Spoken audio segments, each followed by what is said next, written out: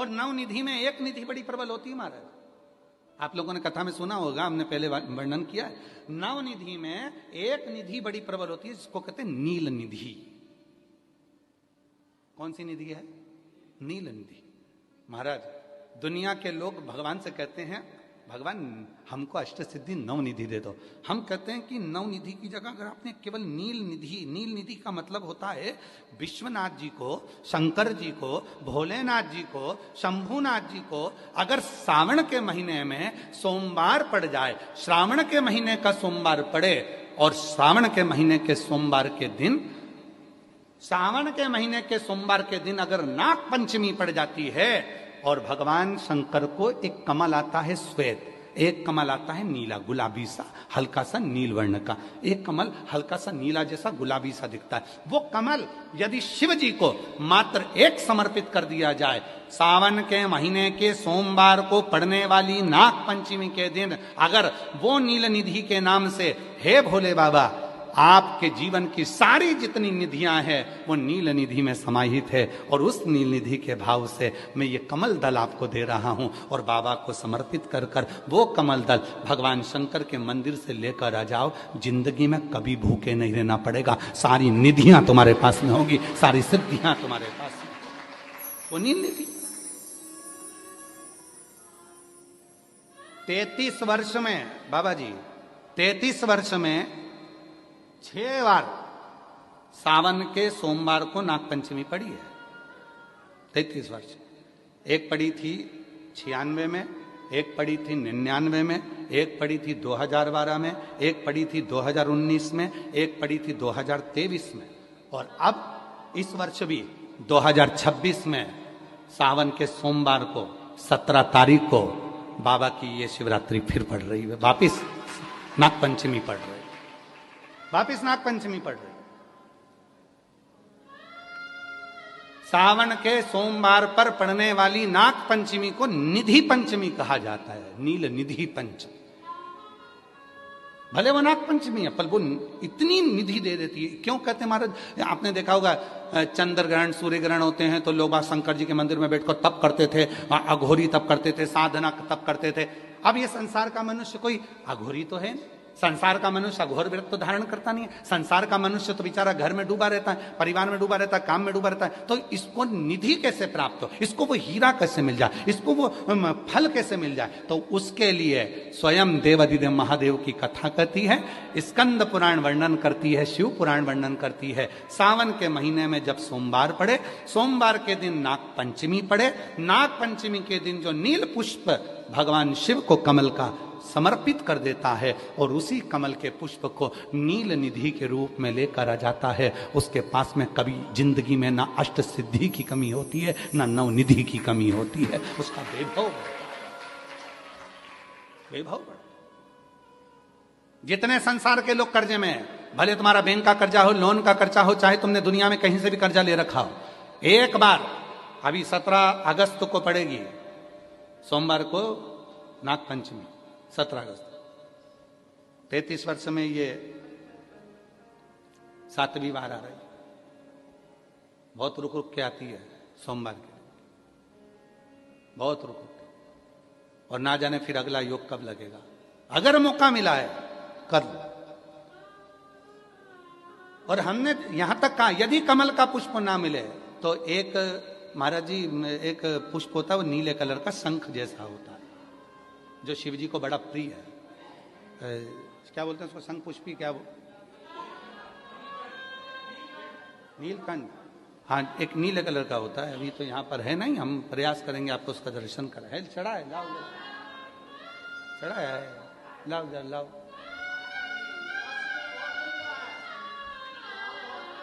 अच्छा यहाँ मिलता है, अच्छा हाँ ये देखो, अगर मान लो तुम्हें नील कमल ना मिले, नील कमल प्राप्त ना हो, कहीं सरोवर तालाब में अभी बहुत बारिश हो रही है, कहीं जाना नहीं, नील कमल नहीं मिल रहा है, तो ये नीला पुष्प अगर आपको मिल जाए, एक बार नील निधि के नाम से शिव को समर्पित करना और बाबा को समर्पित कर कर उसी को वापिस लेकर आना। बाबा मेरे घर में अष्ट सिद्धि नवनिधि निवास करे, कृपा करना। 1 साल के अंदर आप सब पत्र में लिखकर भेजोगे कि आपको किसी के दरवाजे पर हाथ फेराने की जरूरत नहीं पड़ेगी, भगवान जो वैभव देगा वो देखते बनेंगे। नील निधि,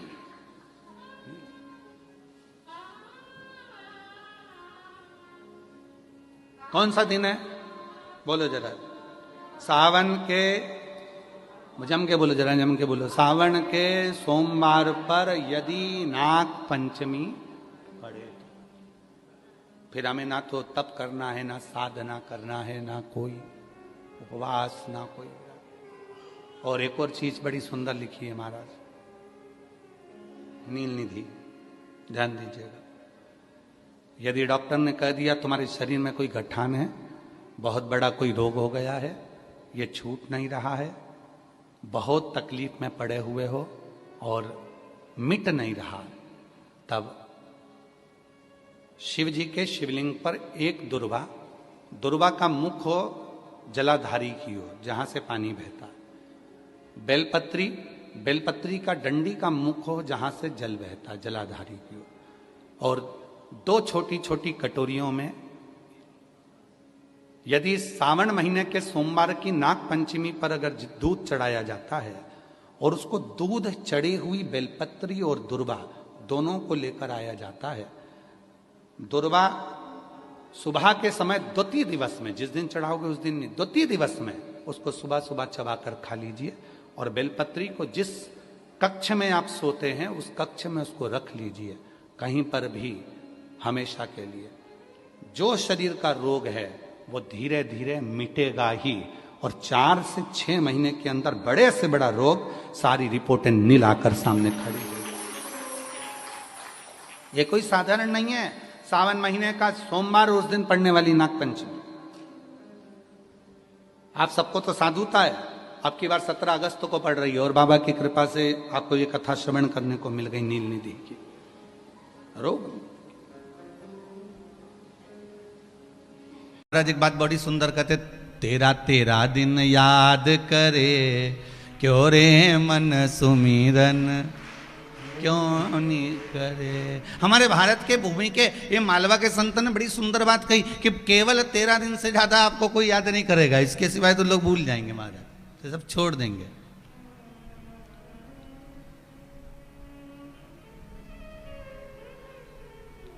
महाराज जब छोड़ चलूं इस दुनिया को, होठों पे नाम तुम्हारा हो, चाहे नरक मिले चाहे स्वर्ग मिले, हृदय में वास तुम्हारा हो। नाथ ये स्वर्ग मिले चाहे नरक मिले ये तो हम नहीं कर सकते, ना हमको मालूम ना तुमको मालूम। जी तुम्हें मालूम हो तो जरूर बता देना कि तुम नरक जाओगे कि स्वर्ग जाओगे। हमको तो नहीं मालूम कि स्वर्ग मिलेगा कि नरक मिलेगा, पर इतना जरूर जानते हैं कि भगवान की कथा अगर श्रवण करी है, शिव महापुराण की कथा अपनी जिंदगी में अगर एक बार उतारी है, शंकर पर 1 लोटा पानी चढ़ाया है, ठाकुर जी से लाड लड़ाया है, ठाकुर जी का श्रृंगार करा है, ठाकुर जी को नूतन वस्त्र धारण कराए हैं, भगवान की सेवा में अगर आप लगे हुए हो, भगवान की उपासना में लगे हुए हो, तो ये पक्का है कि तुम्हें भले ना मालूम हो कि तुम स्वर्ग जाओगे कि नरक जाओगे, पर उस परमात्मा को मालूम है कि तुम्हें कहां लेकर जाना है, उसको ज्ञात है कि वो कहां लेकर जाए। चाहे स्वर्ग मिले चाहे नरक मिले, हृदय में वास तुम्हारा। हमारा कैसा भी जीवन, हम अगर परमात्मा के भरोसे पर जी रहे हैं, परमात्मा के सहारे पर जी रहे हैं, तो ये सुख का अनुभव है। बहुत छोटा सा जीवन, क्षण भंगुर इस जीवन में कब कहां किस समय किसके प्राण छूट जाएं ये कोई भरोसा नहीं है, कोई भरोसा। कल की ही बात, भारत माता के वीर सपूत एकदम राष्ट्र की सेवा में तेज तर्राट अनुभवी सेना नायक, भारतीय सेना को जिन्होंने आधुनिकता के भाव में ले जाकर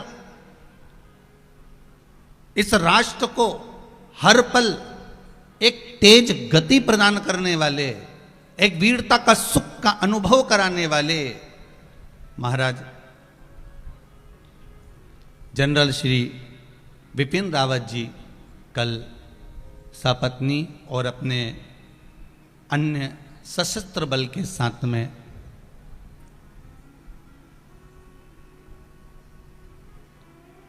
एक हेलीकॉप्टर दुर्घटना के अंतर्गत देवलोक गमन हुआ। पूरे भारत की भूमि को, पूरी भारत की भूमि को सेना नायक के जाने का बड़ा दुख है। कुछ 2 मिनट का अपन भी श्री शिवाय नमस्तुभ्यम के माध्यम से श्रद्धांजलि आस्था चैनल के माध्यम से और पाठक परिवार के माध्यम से और इस व्यासपीठ और खरगोन वासियों के माध्यम से पूरे विश्व के साथ में मिलकर 2 मिनट की श्रद्धांजलि भगवान शिव के नाम के साथ में उन शहीदों को प्रदान करते हैं। श्री शिवाय नमस्तुभ्यम, श्री शिवाय, श्री शिवाय नमस्तुभ्यम, श्री शिवाय नमस्तुभ्यम, श्री शिवाय नमस्तुभ्यम, श्री शिवाय नमस्तुभ्यम, श्री शिवाय नमस्तुभ्यम, श्री शिवाय नमस्तुभ्यम, श्री शिवाय नमस्तुभ्यम, श्री शिवाय नमस्तुभ्यम, हर हर महादेव। भगवान देव अधिदेव महादेव की कथा कहती है महाराज, भगवान शिव की उपासना कहती है। आपके जीवन का जो सुख है, आपके जीवन का जो आनंद है, वो परमात्मा की शरणागति के बिना प्राप्त ही नहीं हो सकता।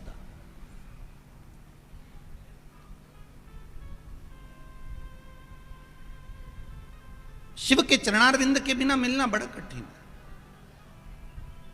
अच्छा, देवता भी ऐसे हैं बिल्कुल सरल, अन्य कोई देव हो तो उसको वस्तु की सामग्री की जरूरत पड़े। यहां तक शिव महापुराण की कथा कहती है कि आपके घर में अगर चंदन भी नहीं है तो भस्म तो होगी। साधारण सा भस्म भी अगर हमारे भगवान भोलेनाथ को लगा दिया जाए, साधारण सा भस्म भी अगर शिव को चढ़ा दिया जाए तो रोग ना जाने कि व्यक्ति के जीवन के कितने रोग, कितनी तकलीफ, कितने कष्ट जीवन के समाप्त हो जाते हैं मात्र भस्म का लेपन शंकर को कर देने पर। केवल एक भस्म का लेपन भी अगर हमने कर दिया,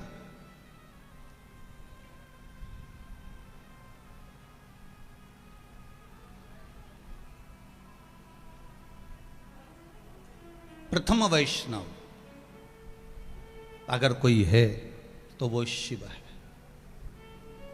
प्रथम वैष्णव।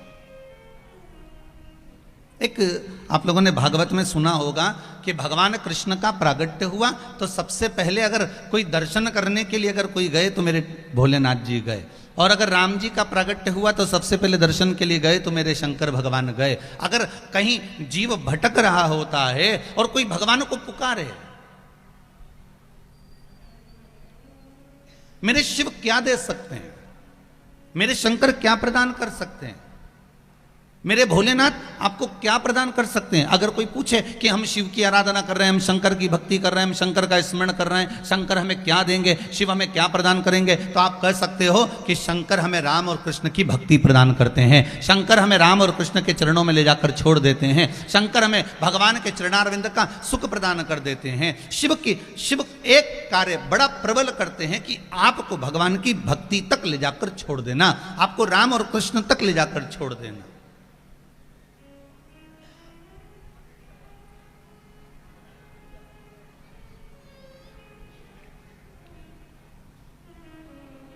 भगवान की अविरल भक्ति तक आपको पहुंचा देना।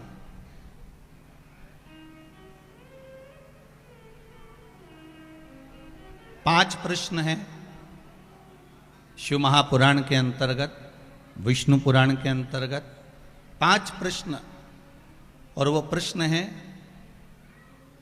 जलंधर की धर्म पत्नी वृंदा के।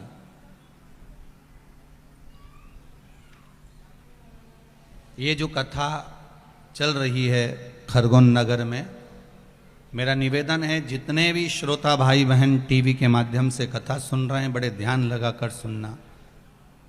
5 प्रश्न माता वृंदा ने भगवान देवाधिदेव महादेव और भगवान श्रीहरि भगवान नारायण के सामने कहा। कब? जब वृंदा का पति जलंधर के प्राण छूट गए।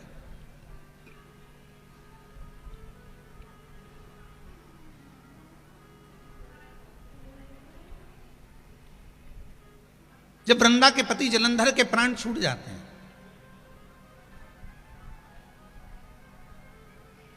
बिलखती है वृंदा। और आप सभी को शिव महापुराण की कथा में पहले भी कहा है महाराज कि जलंधर कोई दूसरा रूप नहीं है। जलंधर भगवान शंकर को एक बार जब क्रोध आया, और वो क्रोध मेरे बाबा भोलेनाथ जी को आया, तो ब्रह्मा जी ने देखा कि शिव जी के इस क्रोध को कहाँ ले जाकर रखना है, इस क्रोध को कहाँ ले जाकर छोड़ना है। तो भगवान ब्रह्मा जी ने उस क्रोध का एक घोड़ा बना दिया और उस घोड़े को ले जाकर समुद्र में डाल दिया। समुद्र में उस घोड़े को जब डाला गया तो उस क्रोध का ही एक पुत्र पैदा हुआ जिसका नाम जलंधर था।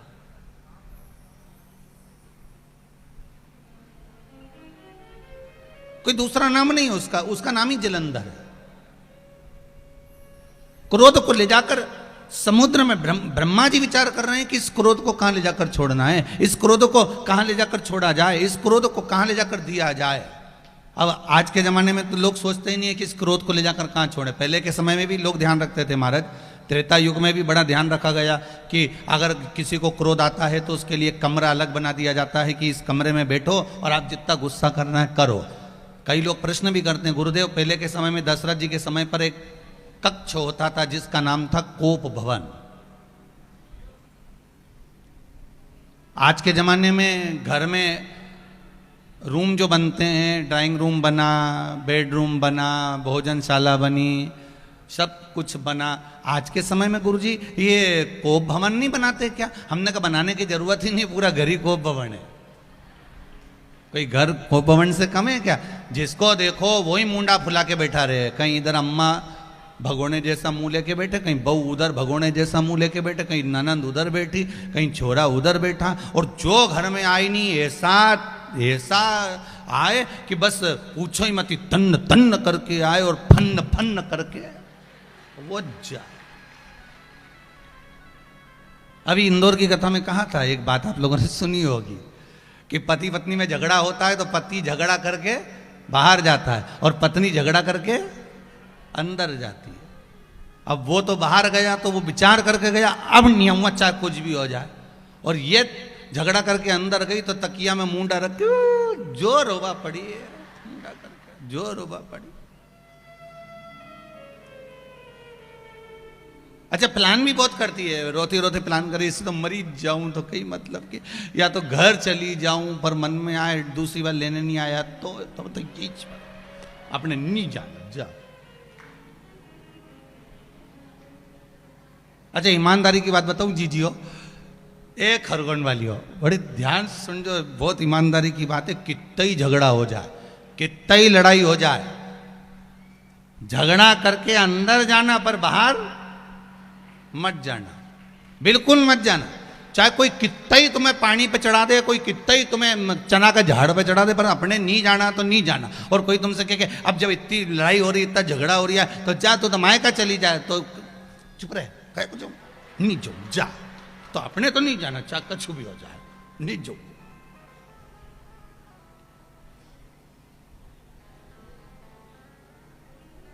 अब भगवान शिव के क्रोध को ले जाकर